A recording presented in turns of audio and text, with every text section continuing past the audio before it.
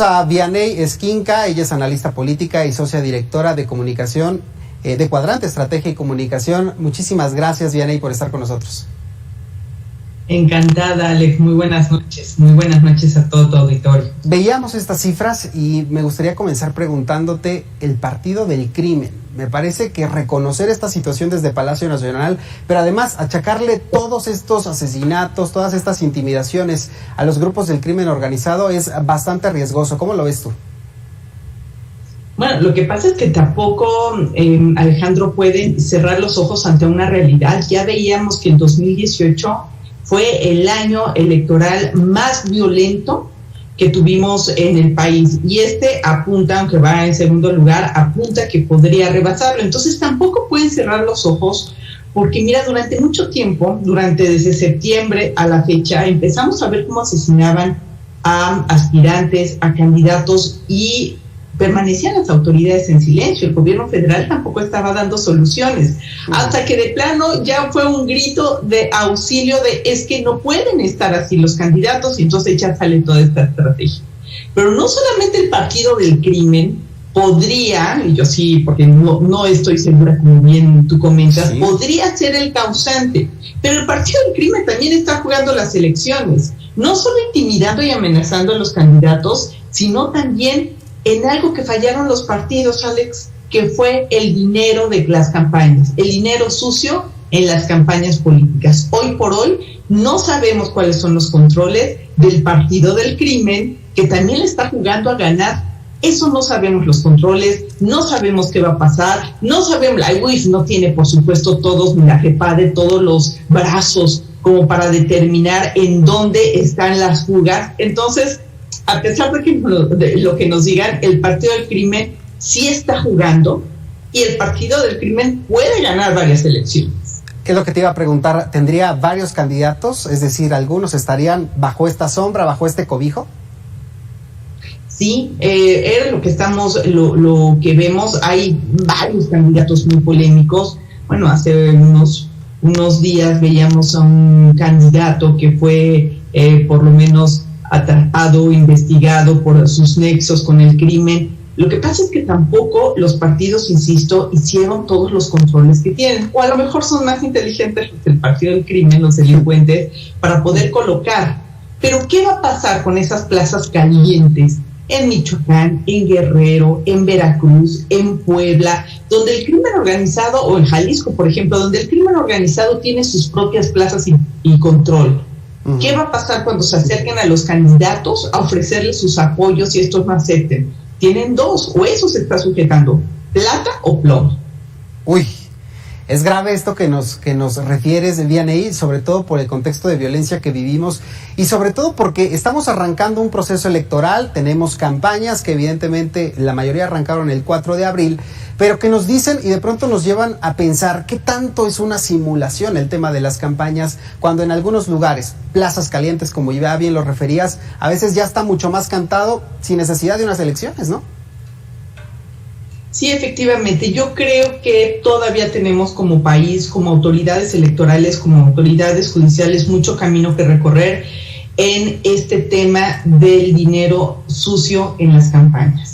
Entonces, tal vez en los gobernadores puede haber, digamos, más ojo, pero estamos hablando de 21,000 cargos, estamos hablando de alcaldes, estamos hablando de diputados locales, que es muy difícil tener el control, al menos para las propias autoridades.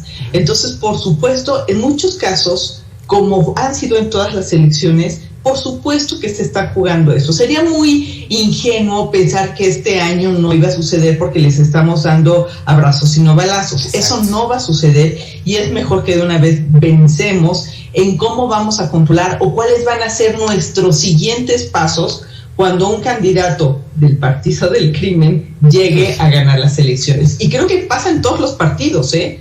No es único de algún color político. Yo creo que todos tienen ese riesgo y todos deberían de estar muy atentos y no defender lo indefendible, que es lo que suelen hacer cuando llegan las primeras acusaciones, sino prestarse para realmente pedir que pues los investiguen. A ver, bien, hablando de estos personajes o de estos candidatos que de pronto tenemos mucho más ojo, como en el caso de Félix Salgado Macedonio, sabemos y entendemos que todo va a suceder así. El INE va a tener en sus manos la decisión de dejarle o no la candidatura, de revocársela o bien ponerle nada más una multa, pese a que evidentemente el tribunal reconoce que sí hizo actos de precampaña o sí fungía, aunque no estuviera de manera directa el nombre tal cual, como un precandidato. Cuando vemos este tipo de casos, de pronto no quedaría también vulnerado el papel de las autoridades electorales, en este caso como el INE, que evidentemente también ha sido muy atacado desde Palacio Nacional en los últimos meses. Sí, no, bueno, queda el INE, eso cuando veíamos la resolución del tribunal, es ¿qué necesidad? A ver, ¿por qué te tiembla la mano? ¿Por qué cuando se refiere a Morena, señor tribunal, señor presidente del tribunal, les tiembla tanto la mano? Porque ¿qué necesidad era de regresarle cuando lo más posible es que los consejeros del INE vuelvan a votar que efectivamente incurrió en ilegalidades y que efectivamente llegue y se clausure, al menos por parte del INE, esta candidatura? El tribunal lo que está haciendo es un doble juego que no está ayudando a la certeza electoral. Esto de ponerle el pie constantemente al Instituto Nacional Electoral o hacer este tipo de cosas de regresarle, pues por supuesto que está abollando no al INE, a la democracia, porque Alex, lo que estamos jugando en estas elecciones intermedias no solamente es la elección más grande que mucho se ha dicho, sino es el futuro inmediato de México. Es mantener la mayoría para que el presidente tenga pues manga ancha para seguir comentando, acelerando o votando sus proyectos, o no, o al menos que tenga un contrapeso. De ese tamaño es la elección. Entonces, por supuesto, cuando deberíamos tener un árbitro que funcione adecuadamente, pues llega, me decían en redes sociales que era el tribubar, que llega a decir y a corregir, ¿no? Y decir, no, eso no fue gol, no, eso es una multa. Cuando deberían de ser una autoridad consciente. ¿Y qué le costaba al tribunal? Decir, INE, tienes razón, queda sin candidatura. Ah, no, hace un proceso más largo y lo único que está haciendo es que en este periodo el costo político lo tenga el árbitro electoral. Ya vamos a ver las manifestaciones, el día que se haga la votación va a haber mucho más presión. Ya sabemos ese cuento, ya nos los contaron, nos los han estado diciendo. Entonces, ¿qué necesidad del tribunal de temblarle la mano y de echarle nuevamente la bolita? No es al INE, es a la democracia del país al que está apoyando. ¿Y no crees, Vianey, que esto abona también a este sentimiento, este discurso de victimización desde Palacio Nacional, que además va a jugar un papel importante en estas elecciones desde las mañaneras, que además se reforzaría, ¿no?, con esta idea que hemos venido platicando ya desde hace algunos meses, en donde hay señalamientos contra el árbitro electoral, el encargado de la democracia en este país? Aún así, el piso parejo se va a ver debilitado. No, sí, por supuesto, esto ya no fue piso parejo.